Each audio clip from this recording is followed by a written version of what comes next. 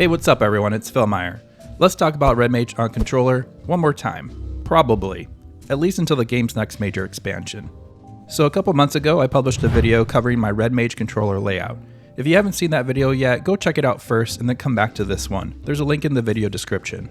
In this video, I like to show a dual set alternative layout that is adapted from the original. Red Mage's main combat loop focuses on spellcasting to build up enough white and black mana to close in for a melee combo attack. In my original layout, I grouped the melee attacks into a single half of the double cross hotbar. This worked for me, but it doesn't leave a lot of room for much flexibility in the rest of Red Mage's layout. This dual set layout moves Red Mage's melee attacks into a second base cross hotbar, allowing for more customization in both hotbar sets, and uses 3 cross hotbars to achieve that. Unlike a job like Viper, Red Mage's AoE and single target attacks are asymmetrical, so in my opinion it's more intuitive to split crossbar sets between melee and spellcasting. Before going over the updated skill placements, let's first get the crossbar behavior set up. In character configuration, you can set the double cross hotbar to either cycle up from your current hotbar like I do, or statically set it to hotbar 2. Then check hotbars 1 and 3 under set selection. This lets us quickly swap between the sets by tapping the right shoulder button. Okay, let's talk about skill placements, starting with the primary hotbar set, which now focuses on ranged attacks. There are only a few small changes here. First, I've moved Lucid Dreaming and Sleep up to the left trigger side of the double cross hotbar. The reason I put these here is for consistency with my other layouts, specifically my healer jobs, which is what I play most. I've moved Addle and Magic Barrier to the adjacent face button cluster, previously in the same spots but just on the right trigger side of the hotbar. This is again for consistency with a couple of my other job layouts, but also to free up a face button for my Veraze macro on the right side. It might look strange to have both Veraze and its macro together in the same cluster, but if you've seen my previous videos, you know that I don't like to rely solely on macros for combat skills and prefer to only use them in special situations.